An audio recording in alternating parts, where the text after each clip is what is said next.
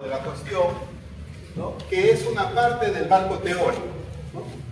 El marco teórico tiene un marco filosófico, un marco conceptual y el otro es el estado de la cosa. La idea aquí, como seguramente la mayoría de ustedes saben, es resumir, ¿no? Los documentos, así vamos a llamarle en general, ¿ya? Documentos pueden ser libros, revistas, ¿no? Donde hay artículos, ensayos, etcétera, tesis, ¿no? Los documentos acerca de cómo está o se encuentra la situación del tema tratado. ¿Ya?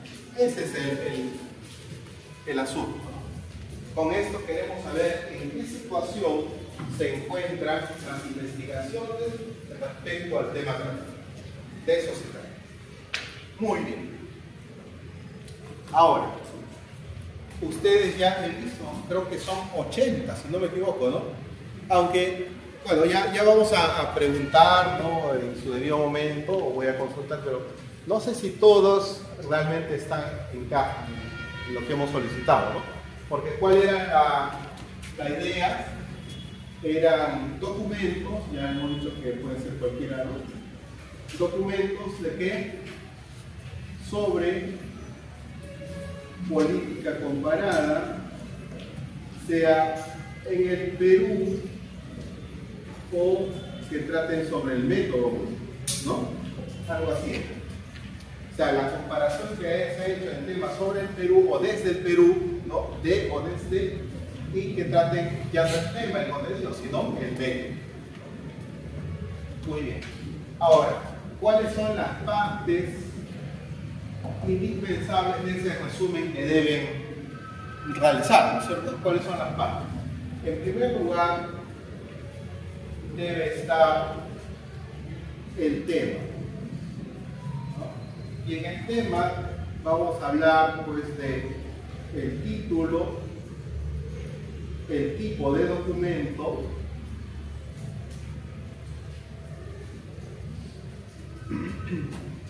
y los conceptos básicos, pues. ¿No? Más o menos eso debe tener. Hay un título en el documento que refiere sobre el tema. Hay un tipo de documento, es decir, puede ser, como le dije hace un momento, libro, tesis, artículo. Tiene que aparecer su denominación para nosotros saber qué esperamos. Ahorita les voy a decir por qué. ¿Qué esperamos de ese documento resumido, ¿no? Porque dependiendo qué tipo de documento sea, es lo que vamos a esperar en ese contenido. Y en tercer lugar, lo propiamente temático, los conceptos básicos, o sea, de qué trata, ¿no? De qué trata el asunto. ¿De qué trata el documento? Número 2 es la metodología. Mejor dicho, el método. O sea, cómo se ha probado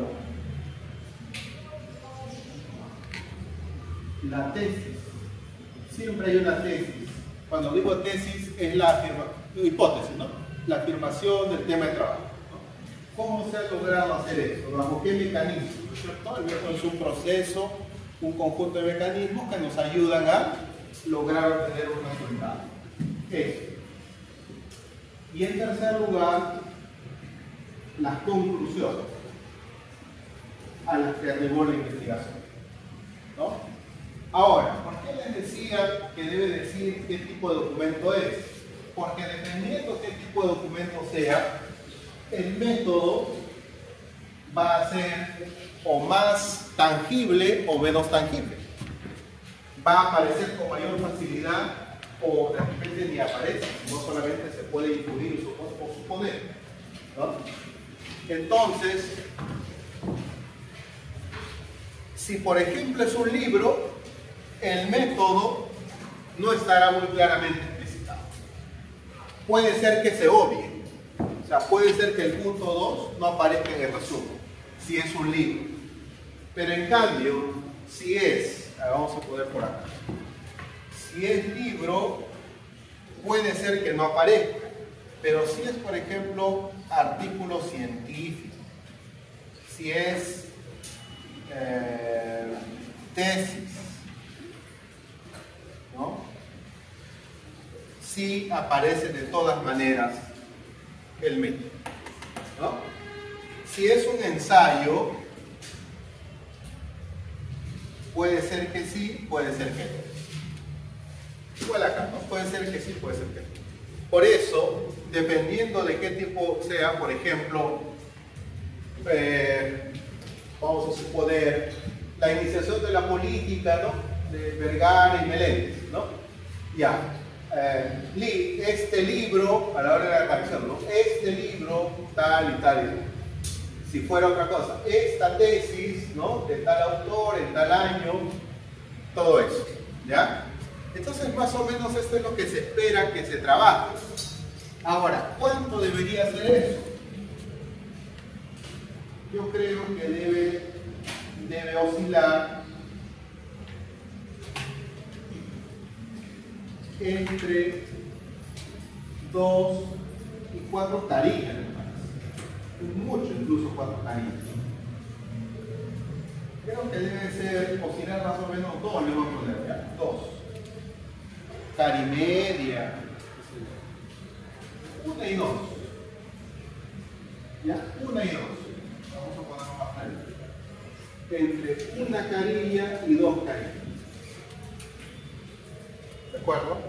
Porque lo que vamos a hacer es vamos a compendiar todos esos resúmenes, ¿no? Para exponerlos, para presentarlos y claro, hacer una introducción, un estudio sobre los estudios que se han hecho. Pero eso ya será en una segunda etapa, ¿no? ¿De acuerdo? ¿Quedó claro? ¿Sí? ¿Alguna pregunta? Creo que ya varios saben cómo estaba la cuestión mínimo, ¿no? Porque ya hay otras fórmulas, que ahorita no lo voy a hacer para no complicar, que más bien hacen dialogar, ¿no? A los textos. Se agrupa unos que son homogéneos de un lado y otros que son homogéneos de otro lado, ¿no es cierto? Y entonces eso se hace dialogar entre las virtudes y las carencias que tiene cada uno, para luego uno fundamentar por qué justamente un estudio es viable. Porque si todos estos estudios lo dicen todo, ¿para qué hacer una investigación más? ¿No es cierto? Se supone que a la hora que uno hace una investigación, el estado de la cuestión debe tener ciertas carencias que uno ubica. Pero a nosotros es descriptivo, es positivo, así que es un primer paso, ¿no? Así que eso todavía no nos corta un poco. Se va complejizando cada vez por eso. Muy bien. Ah, ya, me tengo que quedar aquí, ¿no? Y ahí que... ¿Cómo hago? ¿Me puedo poner aquí atrás? No, no. Sí, igual ¿Sí? Ah, ya.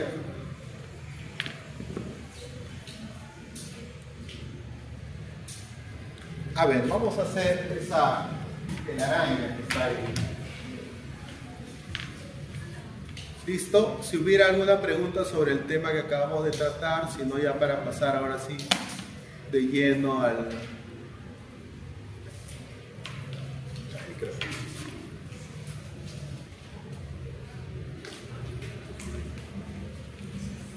Ya, gracias.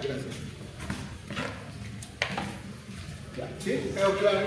Entonces, espero que tenga un poquito de tiempo para hacer la distribución, ¿no? Para además también que me digan quiénes son los que finalmente van a trabajar, ¿no? Quiénes van a cumplir con hacer el trabajo de resumen, ¿no? Para hacer la distribución de texto. La distribución de texto no solamente es asignar, sino digamos, buscar un poco de homogeneización,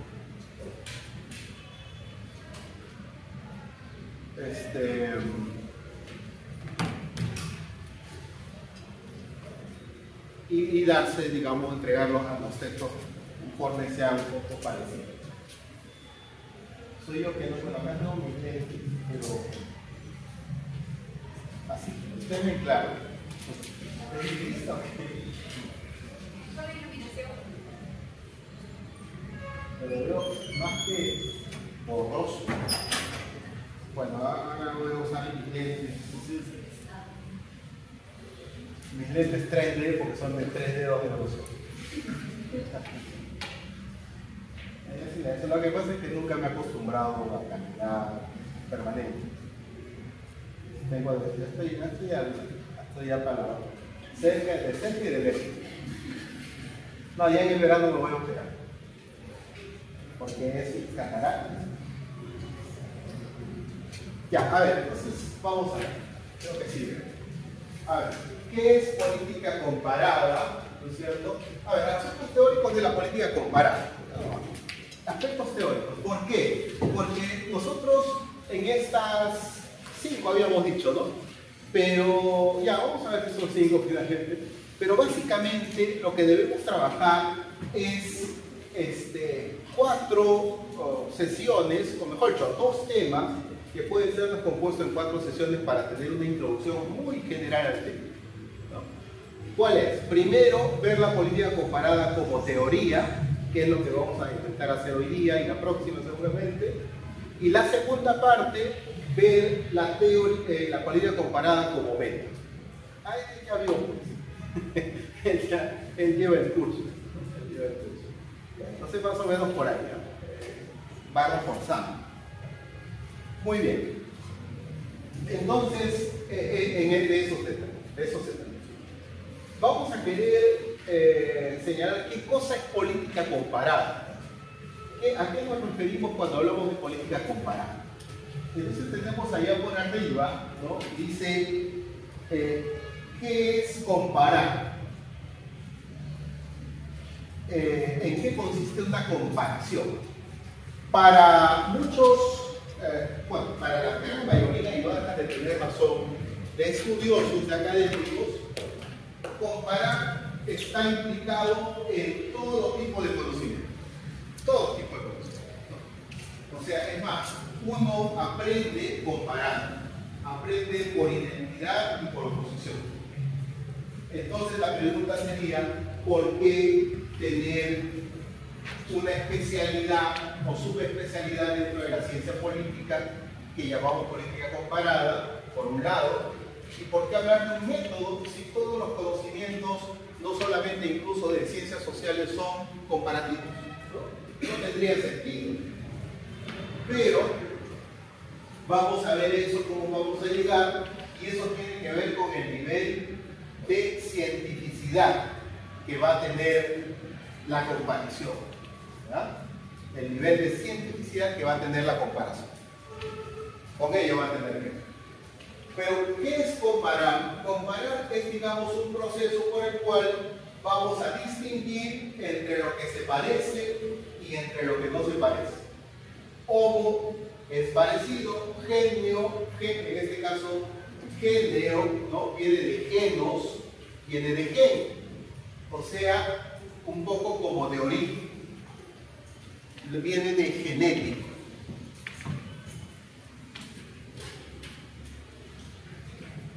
Han escuchado pues el génesis, ¿no? Genes, ya, de ahí lo que proviene, ¿no? Entonces proviene de un lugar común que es igual, pues, es homogéneo. ¿No? Ese es lo homogéneo, lo que te parece que tiene un mismo fundamento, ¿no?